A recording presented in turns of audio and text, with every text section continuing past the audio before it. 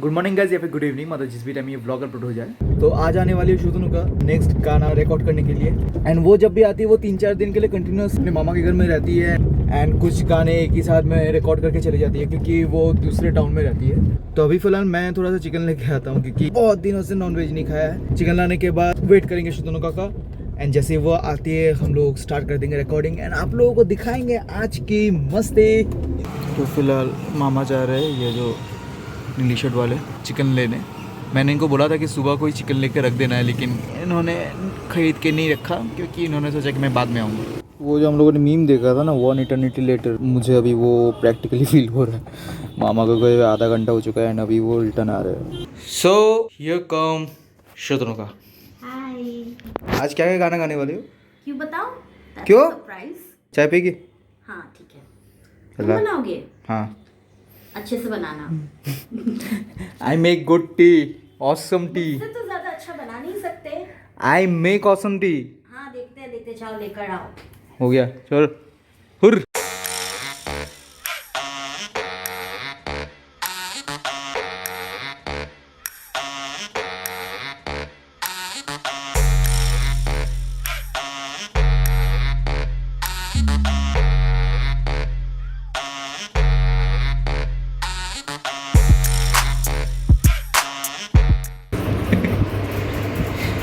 इसको एक्चुअली बहुत इरिटेशन हो रही है मेरे ब्लॉग से क्योंकि ये ब्लॉग से एकदम भी फैमिलियर नहीं है। आदत डालो। तो अभी हम लोग करने वाले रिकॉर्ड सॉन्ग नहीं बोलेंगे ना, तो अभी स्किप करते हैं डायरेक्ट रिकॉर्डिंग हम लोग के लंच वाले पोर्शन में। ठीक है, আমরা তো সেই ববি প্রিন্ট শুনে শুনে সেটা তো মাও বলে, কিন্তু ওই আর আমি জানতো তুই ভাগ্যে যাবি, এটা জানো आगे থেকে আমি रिकॉर्डिंग दिया तब देखो रही थी। इसने आज बनाया चिकन, आज मम्मी के बनाने की बात है लेकिन इसने बनाया। लेकिन टेस्ट कर रहे हैं। ये कढ़ाई फुल था एक्चुअली। ये आधा कढ़ाई ये खा गई अभी। ये आधा कढ़ाई क्यों खा गया तुम? हम लोग क्या खाएंगे अभी? इतना लाइट है तुम। हाँ इतना আমি সারাদিন ব্লগিং করতে থাকে না, এনি টাইম সারাদিন জানো না মুখের সামনে এসে একটা ক্যামেরার দূরে বসে থাকে। দেখছো বিরক্ত করছে। কাজ করে এগুলো দেখা देखो ना ना है কাজের লোক এটা দেখা ये কাজের লোকটা দেখাবি না। ये फ्री में काम करती है। हम इनको सैलरी नहीं देते, ये फ्री में कर लेती है सारा काम। हम हुई हम कौन है तुम्हारे साथ? मैं इनको सैलरी नहीं देता। या ও ভুল করে না, খালি আমাকে বলে। ऑडियो का रिकॉर्डिंग खत्म हो चुका है एंड अभी फाइनली लंच वंच करने के बाद हम लोग शूट करेंगे। ये तैयार व्यार होके जाएंगे। लास्ट टाइम इसको ऐसे देख लो क्योंकि ये उसके बाद जब तैयार हो जाती है तो ये दिखने में अलग हो जाती है। तो कुछ भी সেরকম করে বলতে গেলে তো আমিও তো ওরকম না। হ্যাঁ, তো তুমি বলে দেবে আগের থেকে। বৌহা টোহা সব শেষ হওয়ার পরে দেখো বৌমা তুই বল তো কি বলতে হবে, সেটাই আমি একদম রিপিট করে দিই। হ্যাঁ দেখো বৌমা, এই ঘরে আমরা সবাই থাকি তো সবাইকে ইকুয়ালি কাজ করতে হয় না, ইভেন আমিরমানকেও কাজ করতে হয়, করা দরকার উচিত। হ্যাঁ একা একা তুমি কেন করবে, সেটা তো হয়ে ওঠে না। হয় না। হ্যাঁ, তাহলে গিয়ে ইকুয়ালি আমরা সবাই করব।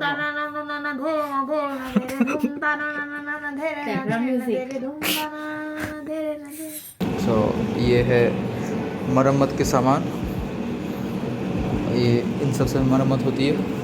ये इतना सारा कुछ एक साथ जाता है। नहीं पता, खुद लगाकर देखो। देखो ये व्लॉग लड़कियां भी देख रही है और उनको पता है। अच्छा, ये ऐसे पाउट करके लगाना होता है? क्यों? अभी क्या बताओ, हर मेकअप आइटम का हर एक तरीका होता है, तो ऐसे लगाना पड़ता है। लड़कों का अच्छा है, मुँह धोया ठीक। लड़कों का बहुत सारा होता है।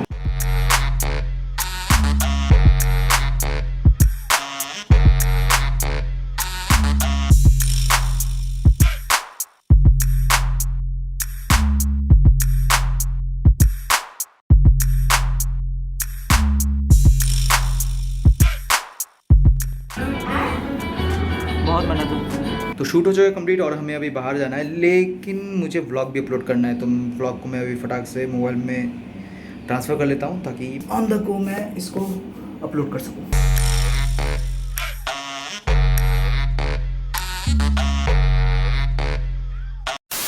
तो मार्केटिंग के बाद मैं आ गया दुकान में एंड मैं घर आने वाला था, लेकिन तभी कुछ एक इंसिडेंट हुआ जिसके बारे में मैं बात नहीं करना चाहता था क्योंकि ऐसी बातों से मैं ज़्यादा इफ़ेक्ट होता नहीं हूँ चाहता था, लेकिन मैंने सोचा कि नहीं इस बार कर ही लेते हैं।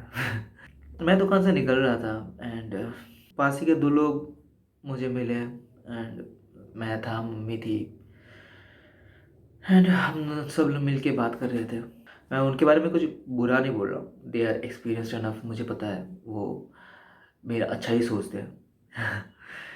लेकिन मैं ये व्लॉग कर रहा हूँ क्योंकि मुझे हल्का होना था, बहुत ही ज़्यादा अंदर से अभी भर चुका हूँ। तो मैं निकला एंड वहाँ पर बातें चल रही थी कि कैसे मुझे इस प्रोफेशन को छोड़ देना चाहिए। उन लोगों का एक ही सोल्यूशन था कि मुझे ये सब छोड़ के मुझे जॉब करनी चाहिए। उन लोगों ने कहा कि एट अ सर्टेन पॉइंट जाके तुम स्टॉप हो जाओगे, not in a negative way but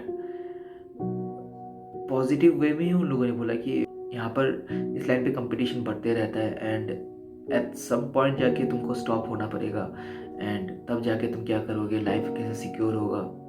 मैंने उन लोगों से पूछा कि इस बात की क्या गारंटी है कि मैं स्टॉप हो जाऊँगा। तो उन लोगों का आंसर था कि हम लोगों ने भी लाइव देखा है।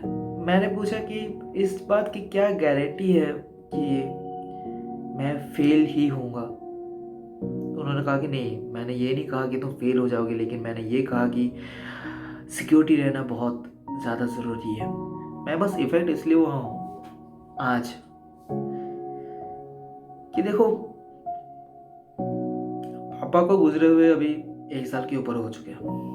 इन 1 सालों में मैंने बहुत मेहनत की है क्योंकि ठीक पापा के गुजरने के बाद लॉकडाउन लग गया था एंड बहुत ही गंदा एक सिचुएशन हो चुका था। फैमिली में भी गंदा सिचुएशन हो चुका था, सबके फैमिली में हुआ था। देखो मैंने हार नहीं मानी है। तो ये म्यूजिक प्रोडक्शन का काम मैंने स्टार्ट किया था 2009 में, जब मैं मैट्रिक दे रहा था, HSLC जब चल रहा था।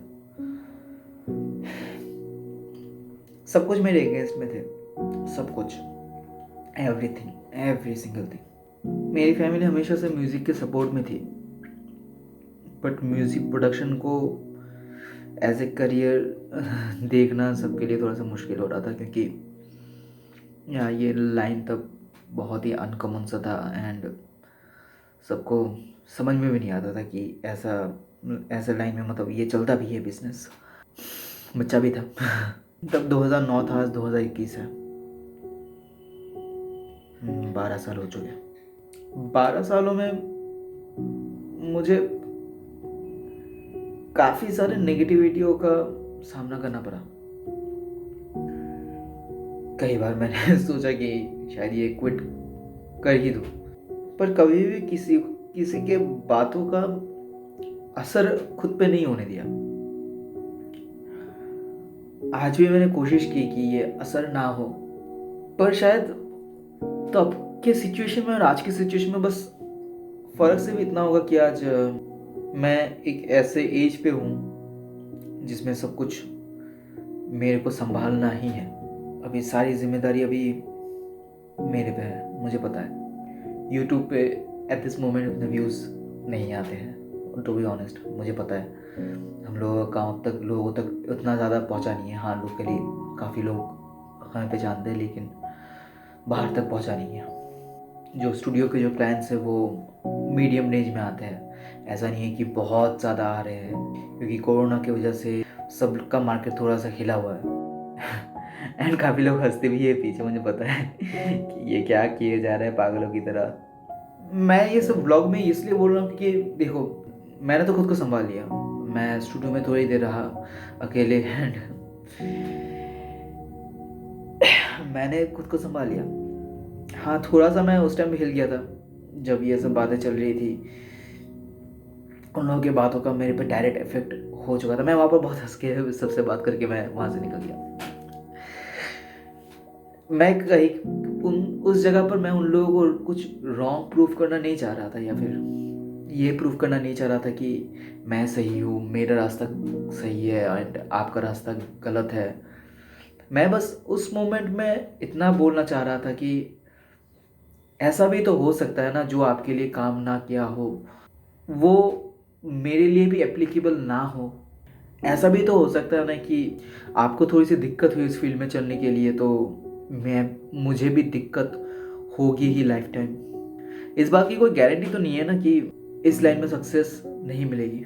हाँ, थोड़ा सा रास्ता थोड़ा सा मुश्किल है, बाकी फील्ड से थोड़ा सा टाइम लग रहा है। तो मैं इस ब्लॉग के ज़रिए उन सबसे बोलना चाहता हूँ जो किसी से बात करते हैं या फिर किसी को कोई सजेशन देते हैं या फिर किसी का भला सोच के कुछ बोलते हैं, उस बात को इस तरीके से बोला करो कि उस बंदे पर ज़्यादा इफ़ेक्ट ना करे, क्योंकि आप नहीं जानते कि वो बंदा किन हालातों से गुजर रहा है या फिर किस टाइप की जंग वो हर रोज़ लड़ रहा है। आपको ये नहीं पता होता है वो इस वक्त किस मेंटल सिचुएशन में है। अरे उसको भी पता है कि उसको लाइफ में कुछ करना ही है, उसके ऊपर सारी जिम्मेदारी आने वाली है, कंपटीशन ज़्यादा है, सब कुछ पता है, सबको सब कुछ पता है, कोई भी इतना गधा नहीं है। चूज़ योर वर्ड, जो शब्दों का जो चॉइस जो होता है ना, संभाल के लिया करो, क्योंकि कौन से शब्द किसके ऊपर कैसे लग जाए आप ये कभी नहीं बोल सकते। मेरी लाइफ में बहुत सारे प्रॉब्लम्स हैं जो कि मैं व्लॉग में कभी लाता नहीं हूँ, या फिर कभी भी कोई भी मुझे रास्ते में मिलता है तो वो सबको पता है। जब भी मुझे बोला अनिमल भैया कैसे हो, मैं बोलता एकदम चंगा हूँ।